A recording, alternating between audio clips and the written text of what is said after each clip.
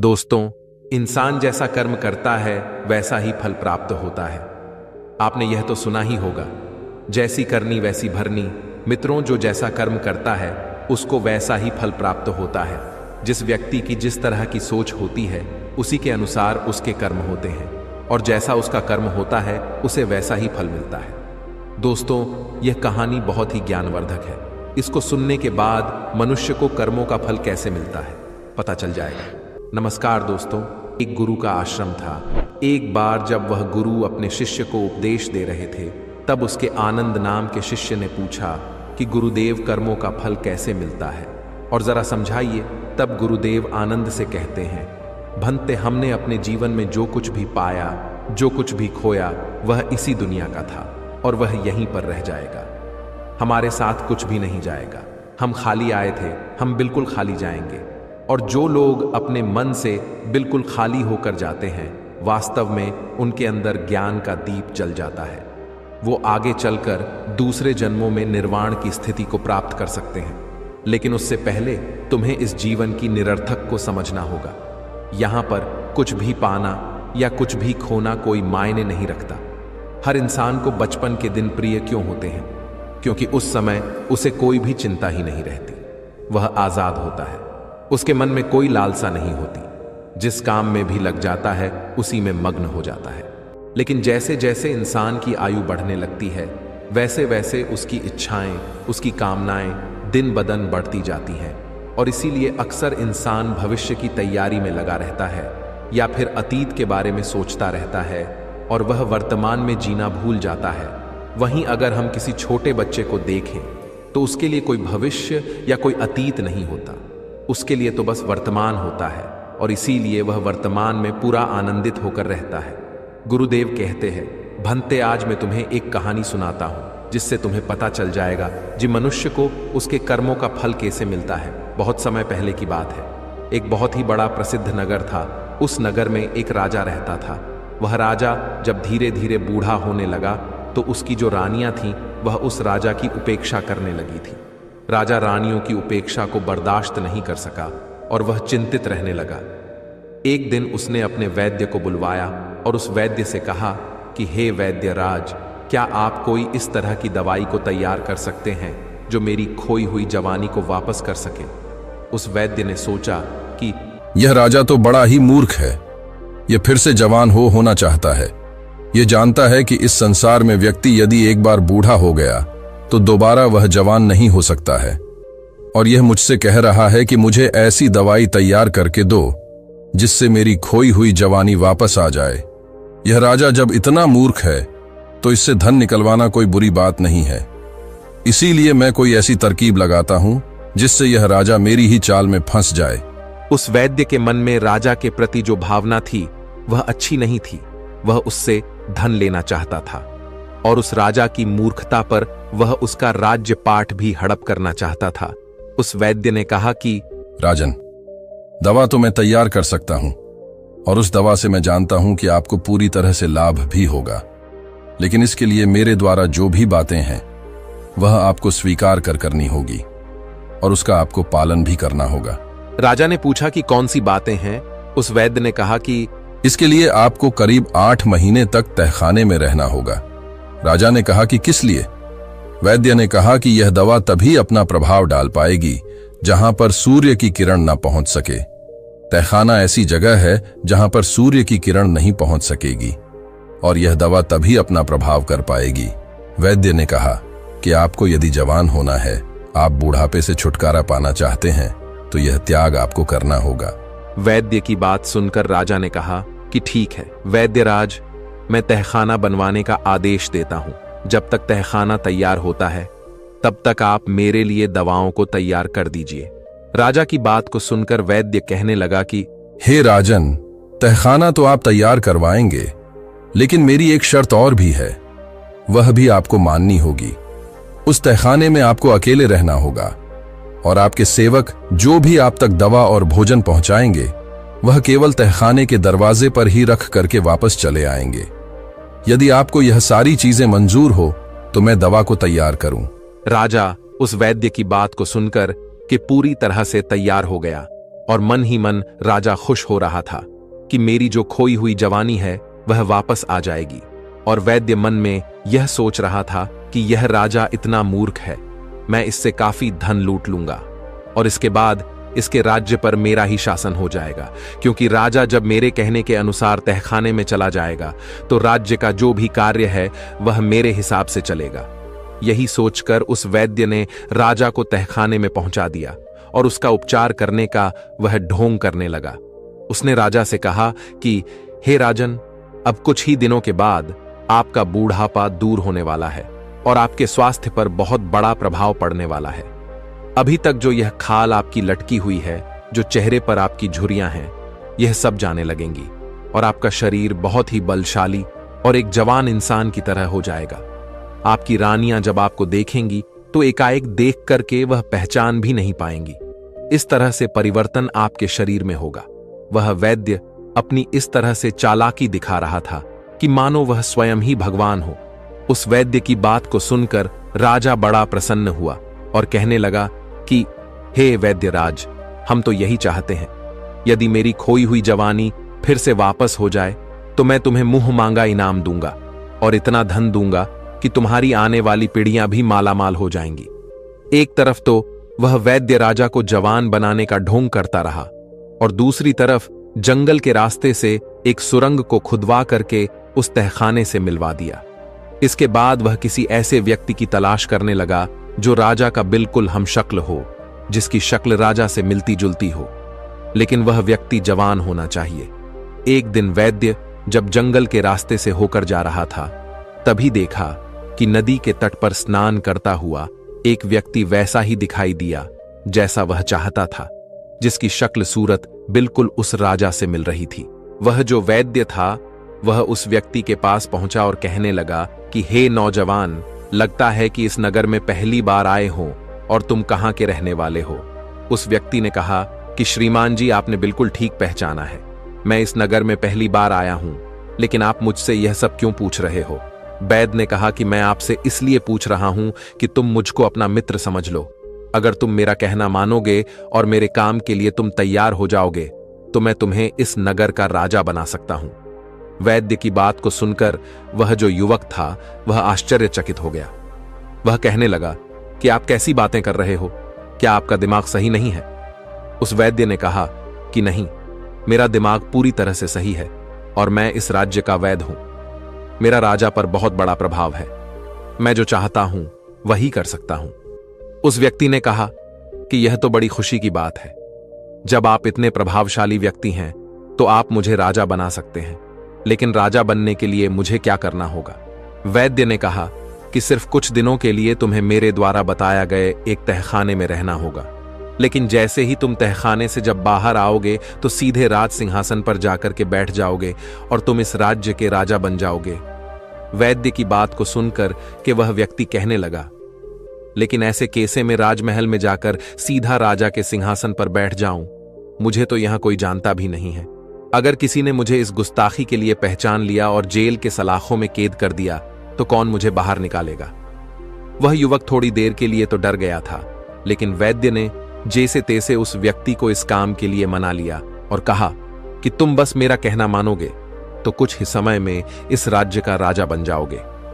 उस व्यक्ति ने कहा कि मुझे आपका यह प्रस्ताव स्वीकार है, बता दीजिए मुझे कितने दिनों तक इंतजार करना पड़ेगा। उस वैद्य ने कहा कि तुम्हें कुछ ही महीनों के लिए तहखाने में रहना होगा, इसके बाद तुम्हारा इंतजार खत्म हो जाएगा। बहुत कम समय में ही तुम्हारा इंतजार खत्म हो जाएगा, ज्यादा से ज्यादा 1-2 महीनों तक तुम्हें तहखाने में रहना होगा। इसके बाद मेरी जो भी योजना है उसी के अनुसार मैं अपना काम करूंगा। उस व्यक्ति ने कहा कि ठीक है, पास ही में एक गांव पड़ता है, उसी गांव के बाहर एक झोपड़ी है, वहीं पर मैं ठहरा हूं। यदि आप चाहे तो किसी भी युवक को या खुद आकर के मुझे वहां से बुलवा सकते हैं। उस वैद्य ने कहा ठीक है। फिर वह वैद्य वहां से वापस आया और अपनी योजना को तेज कर दिया। एक रात की बात है कि उसने जो वह बूढ़ा राजा था उसके खाने में चुपके से जहर मिला दिया और उस जहर के कारण जब उस राजा की मृत्यु हो गई तो वह जो वैद्य था वह राजा की लाश को कंधे पर लाद करके सुरंग के रास्ते से बाहर निकल गया और जंगल में जाकर के एक बड़ा सा कुआं था उसी में राजा की लाश को फेंक दी और फिर वही सुरंग के रास्ते उस व्यक्ति को उस तहखाने में ला करके वहां बिठा दिया और उसे कहने लगा कि तुम्हें यहां कुछ ही दिन जो भी कष्ट है वह सहना पड़ेगा।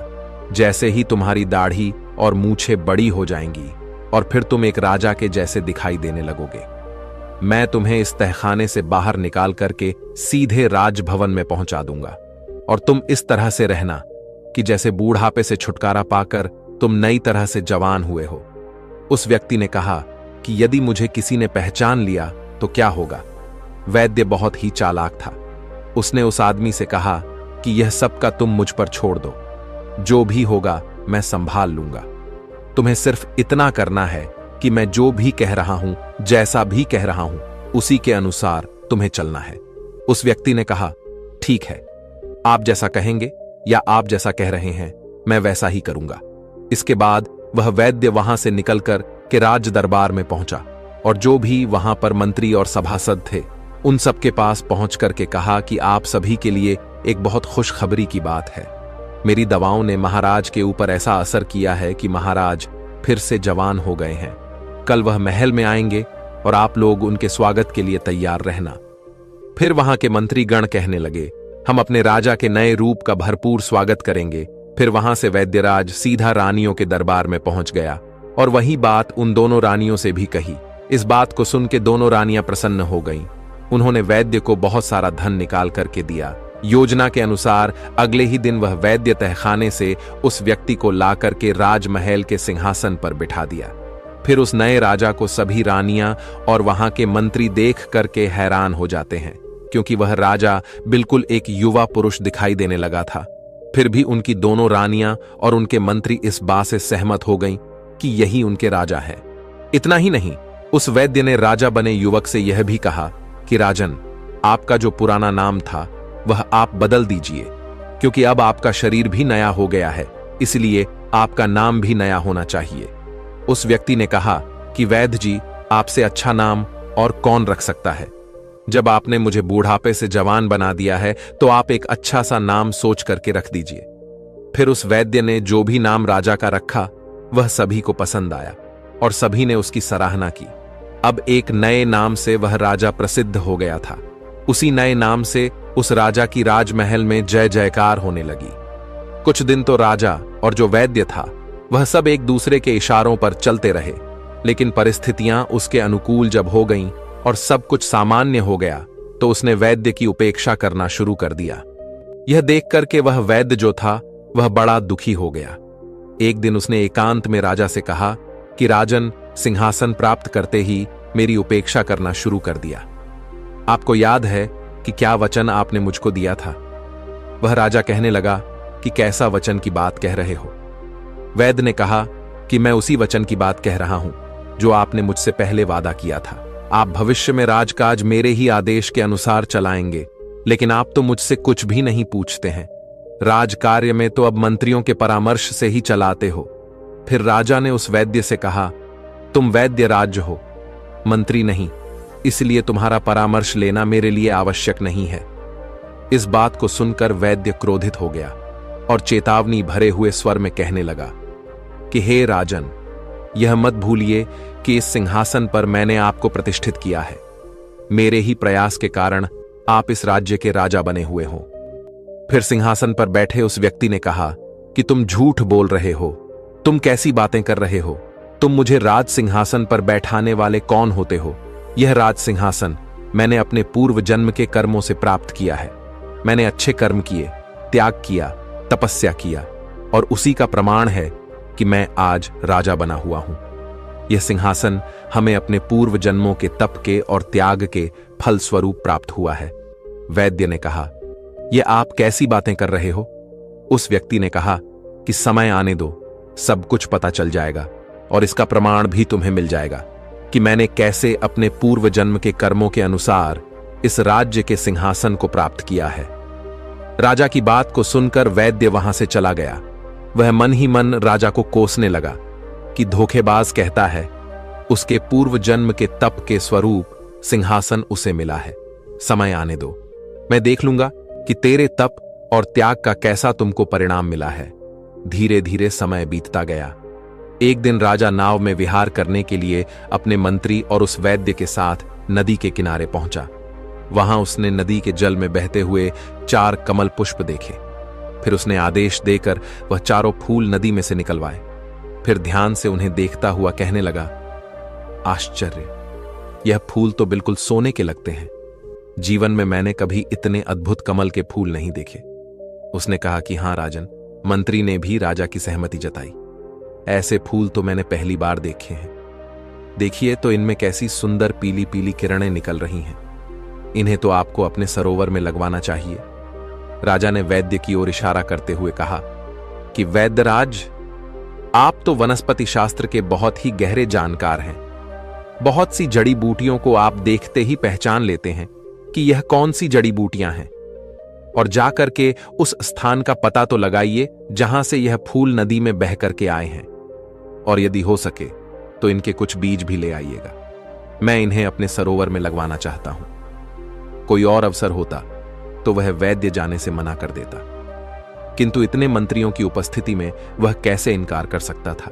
यदि इनकार करता तो उसकी योग्यता पर प्रश्न चिन्ह लग जाता। सब यही सोचते कि इस वैद्य को वनस्पति शास्त्र का कोई भी ज्ञान नहीं, यह वैद्य तो केवल पाखंडी है, इसे कुछ भी मालूम नहीं है। इस तरह से कि उसकी हंसाई न हो जाए, यही सोच करके वह वैद्य तैयार हो गया।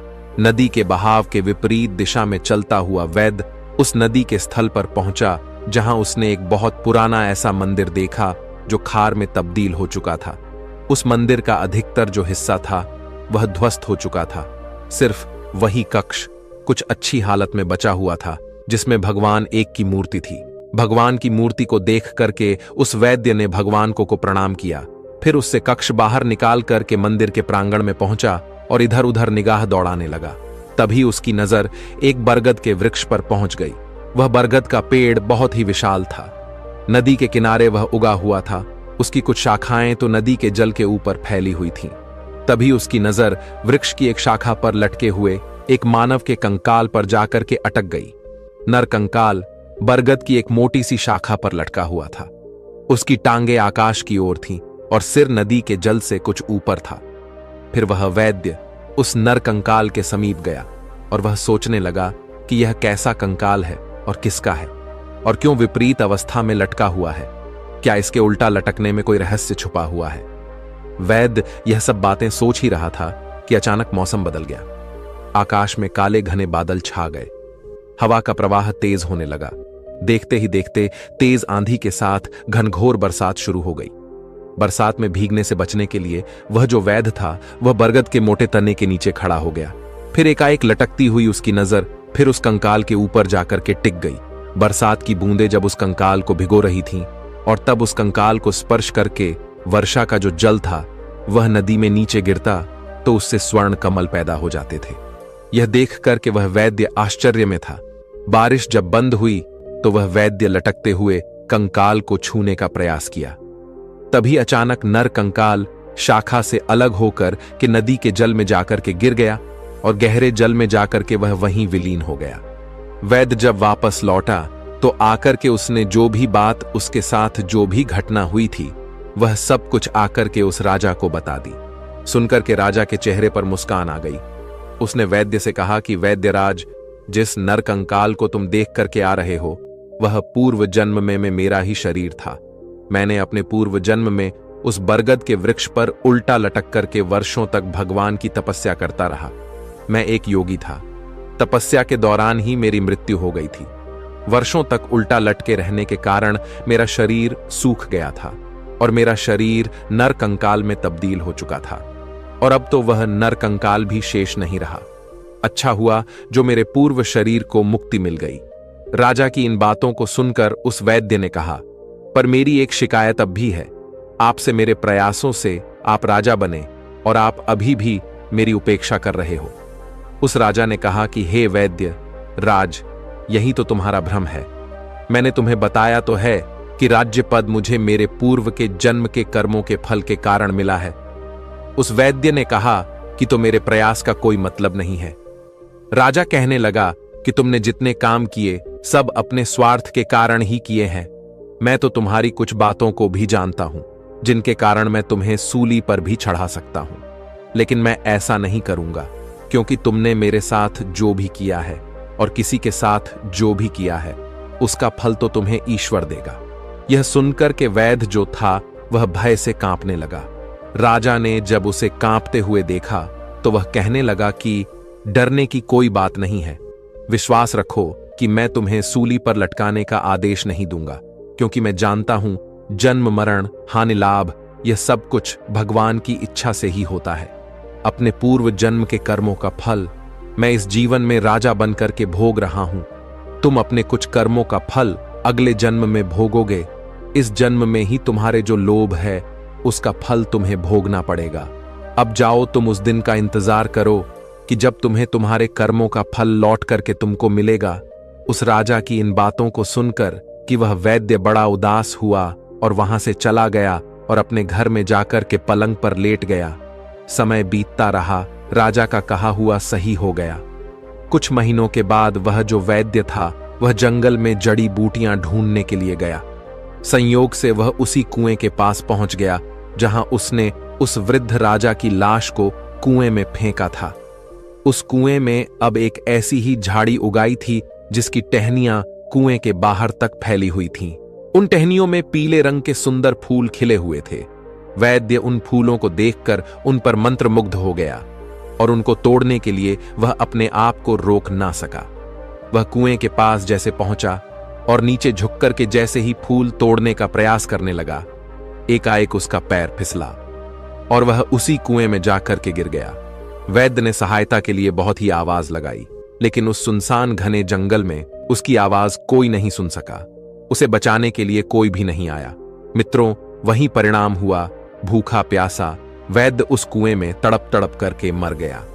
मनुष्य को अपने बुरे और अच्छे कर्मों का फल प्रत्येक मनुष्य को एक एक न एक दिन भोगना पड़ता है। इसलिए हर व्यक्ति को अपने जीवन में हमेशा अच्छा करना चाहिए। ना तो किसी का बुरा सोचना चाहिए और ना तो किसी के साथ बुरा करना चाहिए और ना ही किसी को कष्ट देकर रुलाना चाहिए। जो मनुष्य अपने जीवन में एक सच्चा व्यक्ति बनकर के रहता है, हमेशा उसी की जीत होती है। मनुष्य को सत्कर्म करना चाहिए। सभी व्यक्तियों का मान सम्मान यश कीर्ति सत्कर्म से ही प्राप्त होगी और सदाचार से ही प्राप्त होंगी। यही मनुष्यों का सच्चा और अच्छा जीवन होता है। हर व्यक्तियों को अपने जीवन में इसी राह पर चलना चाहिए। मुसीबत से घिरे रहते हैं। इस तरह गुरुदेव ने आनंद को यह पाठ पढ़ाया। उम्मीद करता हूं आप लोगों को यह कथा पसंद आई होगी। तो दोस्तों, कैसी लगी आपको ये कहानी? आप हमें कमेंट सेक्शन में जरूर बताना, और अच्छी लगी हो तो इस चैनल को सब्सक्राइब जरूर कर लेना। तो चलिए मिलते हैं ऐसी ही कोई नई कहानी में। एक समय की बात है, गांव से कुछ दूर एक जंगल में एक महात्मा का आश्रम था। वह बहुत ज्ञानी थे। उनसे लोग दूर दूर से ज्ञान प्राप्त करने आते थे। एक दिन वह महात्मा उपदेश दे रहे थे।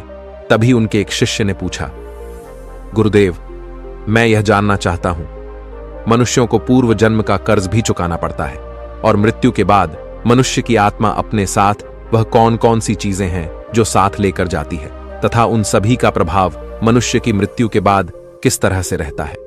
महात्मा ने कहा, भंते, आज आपने जो प्रश्न किए हैं वह समस्त मानव जाति के कल्याण हेतु अत्यंत महत्वपूर्ण है। यह सत्य है कि मनुष्य को अपने पूर्व जन्म का कर्ज अवश्य ही चुकाना पड़ता है और मृत्यु के बाद भी कुछ ऐसी चीजें हैं जो आत्मा के साथ में ही रहती है और उनका प्रभाव मनुष्य के दूसरे जन्म पर भी पड़ता है। तब शिष्य ने पूछा, गुरुदेव, वह कौन सा कर्ज होता है जो अगले जन्म में भी चुकाना पड़ता है, और वह कौन सी चीजें हैं जो अगले जन्म में भी प्रभाव डालती है? फिर महात्मा ने कहा, आज मैं आपको इसी विषय में एक कथा सुनाता हूं। आप इस कथा को ध्यान लगाकर पूरा सुनोगे तो आपको आपके सभी प्रश्नों के उत्तर अवश्य मिल जाएंगे। आगे महात्मा कहते हैं, एक समय की बात है, किसी नगर में संतोष नाम का एक ब्राह्मण रहता था और उसकी पत्नी का नाम शकुंतला था। वह अत्यंत गरीब घर में जन्मा था, लेकिन वह अत्यंत बुद्धिमान और मेहनती था। जब वह निर्धन था तब उसे धन की अधिक लालसा नहीं थी, लेकिन अपनी मेहनत के जोर पर जैसे जैसे उसके पास धन का संग्रह होने लगा, तब वह दिन रात उस धन को बढ़ाने की चिंता में डूबा रहता था। उसकी पत्नी रूपाली भी धन की अत्यधिक लालची स्त्री थी। आप तो जानते ही हैं कि धन की लालसा ऐसी होती है जो बढ़ते धन के साथ साथ बढ़ती ही जाती है। संतोष अब ऐसा सोचता था कि काश उसे कोई ऐसी युक्ति मिल जाए जिससे कुछ ही दिनों में धन में हजारों गुना बढ़ोतरी हो जाए। पहले वह धन को चंचल और हाथ का मैल समझता था और कहता था, धन का क्या है, वह तो हमेशा आता जाता रहता है। लेकिन तब वह मूर्ख था। अब उसकी आंखें खुल गई थीं और वह धन का अत्यधिक संग्रह करने लगा।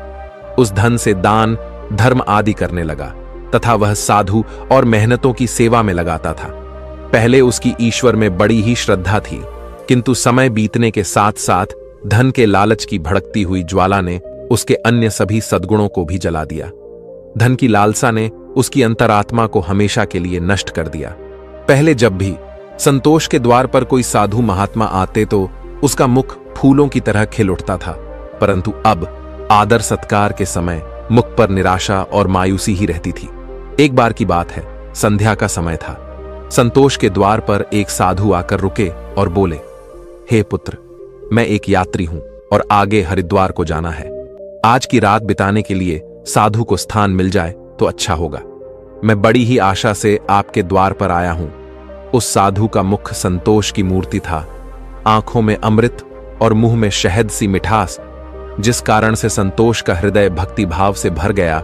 वह उन्हें प्रणाम करते हुए बोला, जरूर महात्मा जी, आपकी सेवा करना तो मेरा परम धर्म है।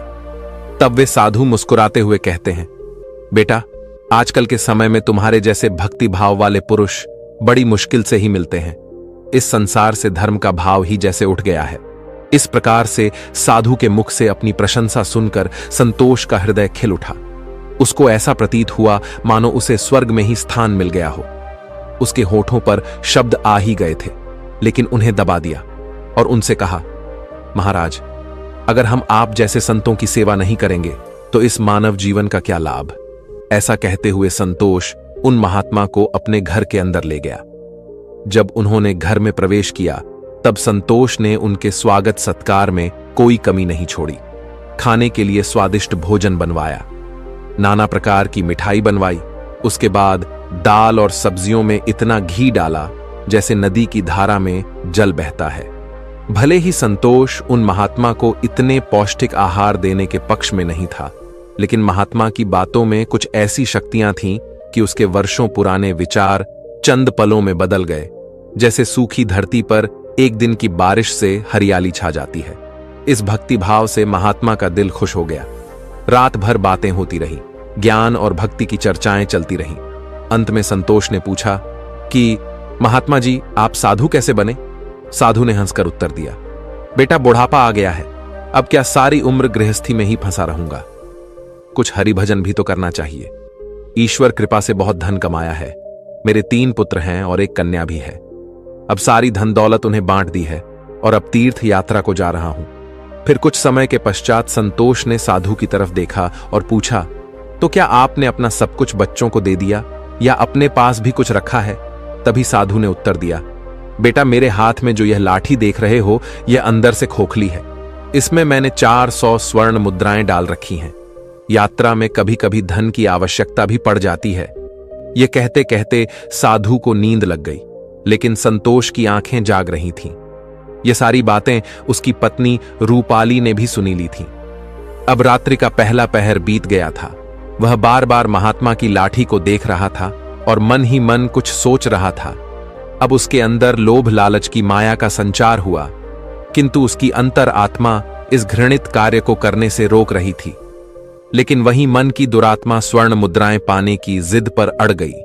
कुछ समय तक इस संघर्ष में ही उसके मन का बुरा हाल हो चुका था कि तभी उसकी पत्नी उसके पास आकर बैठ जाती है और कहती है, स्वामी, आप किस गहरी चिंता में डूबे हैं?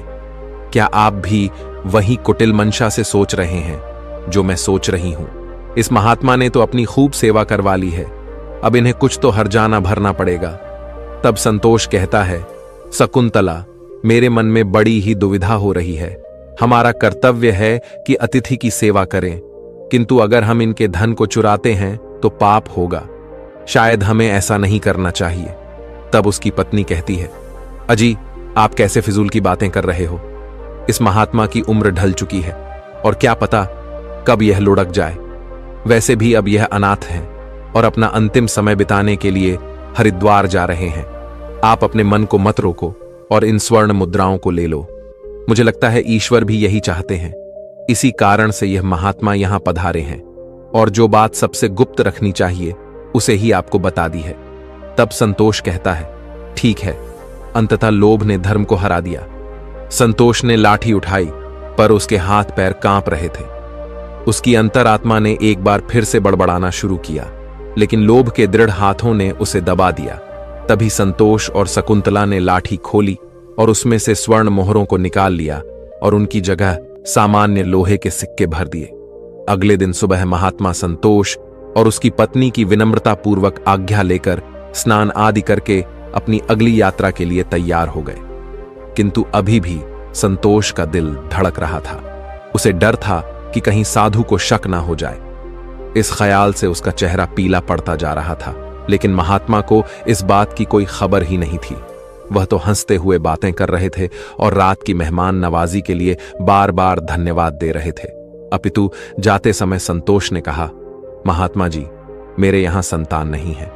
कृपया भगवान से प्रार्थना करें कि उनके जैसी ही हमारे यहां संतान हो जाए। वैसे तो हम पापी हैं, हमारी प्रार्थना ओए का कोई असर नहीं हो सकता, किंतु आप तो महात्मा हैं, भगवान आपकी बात जरूर सुनेंगे।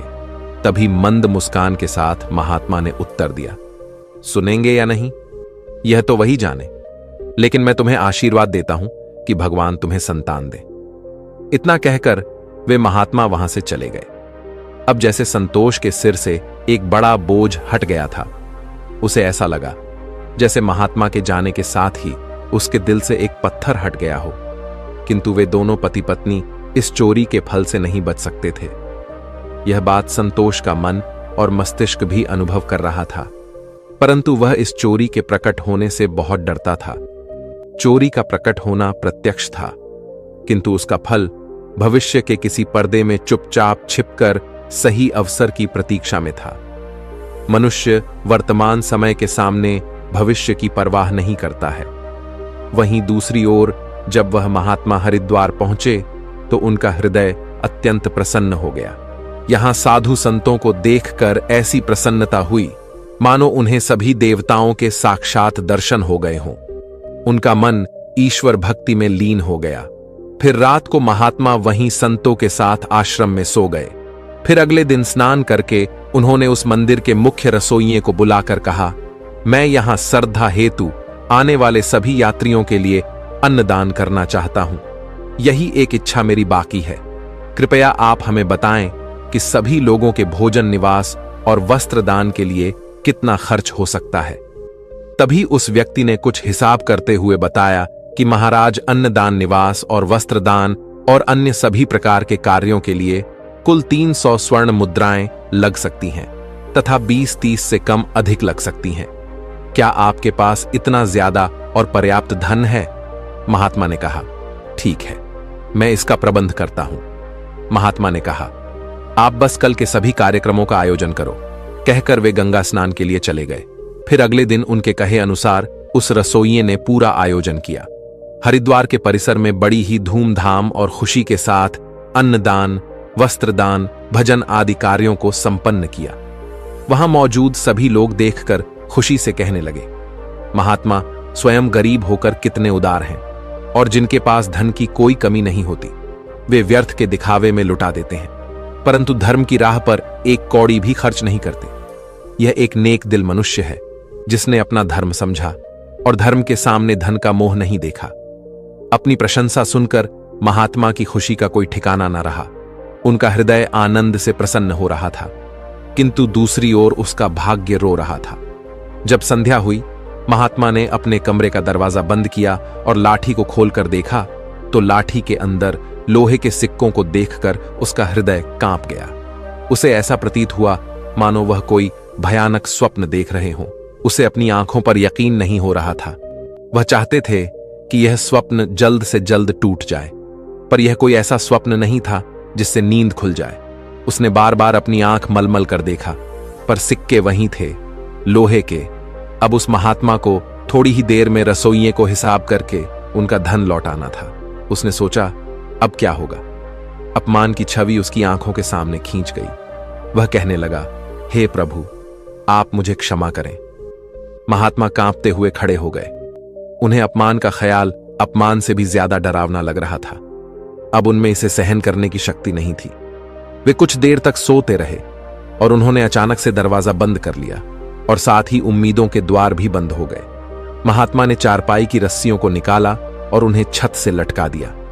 अब मौत दरवाजे पर खड़ी थी कि तभी महात्मा की अंतरात्मा ने उपदेश दिया।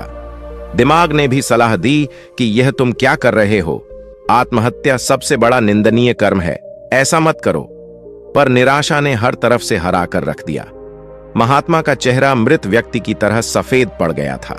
तब उसने चारपाई पर खड़े होकर अपनी गर्दन में फंदा डाला और कांपते हुए पैरों से चारपाई को ठोकर मार दी। वह महात्मा फांसी पर झूल गए और उसकी मौत हो गई। जहां सुबह बहुत सुखपूर्वक और शांत थी, लेकिन किसे पता था कि शाम इतनी दुखद होगी। कुछ ही समय बाद यह घटना का चारों ओर फैल गई। यह सब देखकर उस रसोइये ने ही महात्मा का अंतिम संस्कार किया और फिर से भगवान का नाम लेकर अपने काम में लग गया। वो महात्मा तो मर गए, लेकिन उनका आशीर्वाद अभी भी जीवित था। 1 साल के भीतर ही वह चोर ब्राह्मण संतोष के घर में एक पुत्र का जन्म हुआ। इस अवसर पर संतोष ऐसे प्रसन्न था मानो सारे संसार का धन उसे मिल गया हो। अब तो अंधेरे घर में प्रकाश छा गया था। उसके पैर धरती पर ना पड़ते थे। उसने बालक का नामकरण संस्कार बड़ी ही धूमधाम से किया। इस उत्सव के अवसर पर एक नगर भोज दिया गया। उस दिन संतोष ने अपनी सारी जिंदगी की कंजूसी निकाल दी और धन को पानी की तरह बहाया और बालक का नाम संकेत रखा गया। संकेत बहुत ही सुशील और भगवान का उपासक बालक था। उसकी तीक्ष्ण बुद्धि देखकर आश्चर्य होता था। लोग कहते थे कि यह कुल का नाम बढ़ाएगा। संतोष यह सुनकर फूला न समा आता था। इसी प्रकार 5 वर्ष बीत गए। संकेत शिक्षा ग्रहण करने हेतु आश्रम में गया। वहां भी उसके गुणों का विकास होने लगा। वह हमेशा अपनी कक्षा में प्रथम आया करता था। संतोष यह देखकर ईश्वर को धन्यवाद करता था, लेकिन कभी कभी जब उसे उस महात्मा के साथ अपने दुर्व्यवहार की याद आती तो उसके दिल में चुभन होती और उसकी आत्मा पर एक अनजाना सा डर छा जाता था। उसे बार बार अपने ऊपर गुस्सा आता था। वह अक्सर मन ही मन दुखी होते रहता और मन ही मन कहता कि मेरी बुद्धि कैसी खोटी थी, मैंने ऐसी मूर्खता क्यों की। लेकिन बीता हुआ समय उसके हाथ में नहीं आ सकता था। उसने स्वर्ण की 400 मोहरों को एक लाल वस्त्र में बांधकर संदूक में रख दिया और यह निश्चय किया कि वह उस महात्मा को वापस दे देगा। फिर उसने महात्मा की खोज शुरू कर दी। कई लोगों को भेजा, लेकिन वह उस महात्मा तक नहीं पहुंच सका। इतना समय बीत गया कि अब संतोष उस घटना को भूल गया, परंतु स्वर्ण मुद्राएं अभी भी एक लाल वस्त्र में लिपटी हुई उसी संदूक में पड़ी थी। समय गुजरता गया और संकेत अब 21 वर्ष का हो गया था। साथ ही उसे एक बीमारी ने जकड़ रखा था और संकेत के इलाज में काफी धन का खर्च हो रहा था। फिर एक दिन अचानक संतोष अपनी पत्नी शकुंतला और बेटे संकेत के साथ हरिद्वार के लिए निकल पड़ा। वहां पहुंचकर वे एक आश्रम में ठहरे। वहां संतोष को पता चला कि उनके बेटे संकेत का व्यवहार साधुओं जैसा हो रहा है। उसके अंदर वैराग्य आ रहा है। वह दिन रात साधुओं के डेरे में समय बिताता और जब भी किसी दीन दुखी या गरीब को देखता तो उसकी मदद करता था। इसे देखकर संतोष बहुत परेशान होता था, पर वह कुछ कर नहीं पाता था। संकेत उसकी इकलौती संतान थी। उसका मुख देखकर संतोष का क्रोध शांत हो जाता था। वह बहुत सोचता था, परंतु संकेत के इस स्वभाव का कारण उसे समझ में नहीं आता था। फिर दूसरे दिन संध्या के समय संतोष भजन कर अपने आश्रम की तरफ लौट रहा था कि रास्ते में एक बूढ़ा आदमी उसे रोता हुआ मिला। तब संकेत ने आश्चर्य से पूछा, भाई रोते क्यों हो? तब वह बूढ़ा आदमी कहने लगा, बेटा क्या कहूं, कहते हुए लज्जा आती है। अगर तुम जानना ही चाहते हो तो सुनो। मैं गंगा जी में डूबकर अपना जीवन समाप्त करने जा रहा हूं, क्योंकि मुझे व्यापार में घाटा हुआ है और मेरे सिर पर बहुत सारा कर्ज है। संकेत कहता है, पर यह तो छोटी सी बात है। उस बूढ़े व्यक्ति ने अजीबोगरीब नजरों से संकेत की ओर देखते हुए कहा, मुझे अपना कर्ज चुकाना है, नहीं तो मेरे पास आत्महत्या करने के अलावा कोई विकल्प ही नहीं है। तब संकेत कुछ देर तक चुप रहा। यह मौन उस दुर्भाग्यशाली बूढ़े व्यक्ति के लिए एक उम्मीद बन रहा था। उसके आंसू थम गए और फिर संकेत ने पूछा कि महाराज, आपको कितने धन की आवश्यकता है? कृपया आप हमें बताएं दोस्तों। जब इंसान निराश हताश होता है तब उसे हर कदम पर उम्मीद नजर आती है। उस बूढ़े व्यक्ति ने हिसाब लगाकर जवाब दिया और कहा कि मेरे सिर पर लगभग 400 स्वर्ण मुद्राओं का कर्ज है। संकेत फिर से कुछ देर के लिए चुप रहा। फिर उसने कहा, महाराज, आप चिंता मत करो। आप बस इसी गंगा के तट पर मेरी प्रतीक्षा करो। मैं बस अभी वापस आता हूं। आपके लिए मैं कहीं से धन का संग्रह करके लाता हूं। तब बूढ़े आदमी ने कहा, बेटा, यहीं पास में ही मेरी एक धर्मशाला है, तुम वहीं आ जाओ।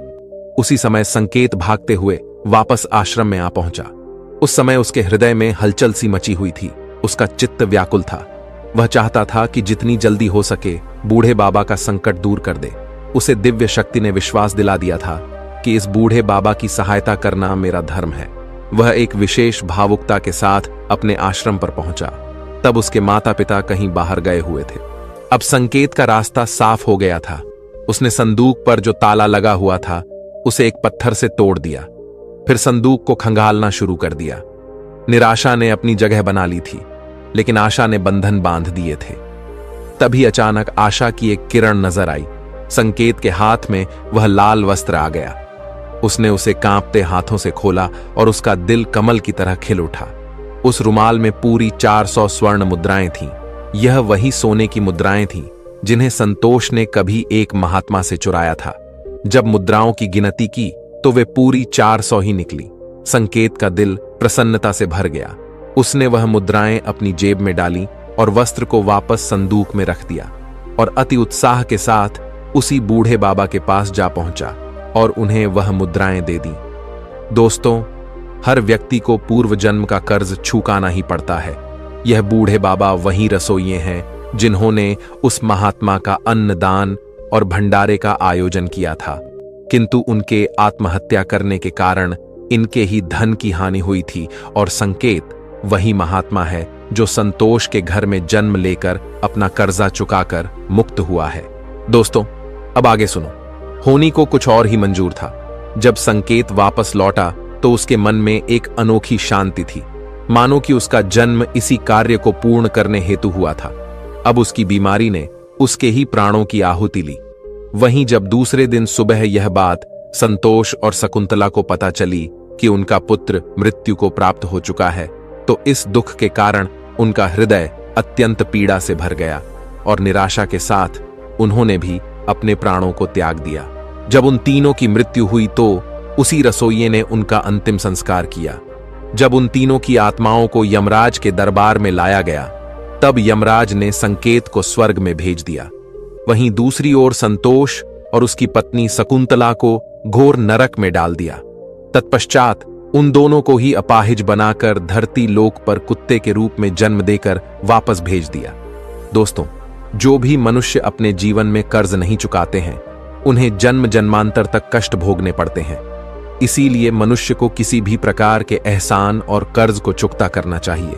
दोस्तों, महात्मा आगे कहते हैं, हे भंते, आपके दूसरे प्रश्न के अनुसार मृत्यु के पश्चात भी 5 ऐसी चीजें हैं जो शरीर का साथ नहीं छोड़ती हैं और मृत्यु के पश्चात भी उस आत्मा के साथ ही रह जाती। यानी मृत्यु के पश्चात जब आत्मा दूसरे शरीर में प्रवेश करती है तो यह चीजें आत्मा के साथ उस नए शरीर में प्रवेश कर जाती हैं। कामना वह पहली चीज है जो मनुष्य की मृत्यु के साथ ही रहती है और अगले जन्म में भी उसके साथ रह जाती है। दूसरी है कर्म।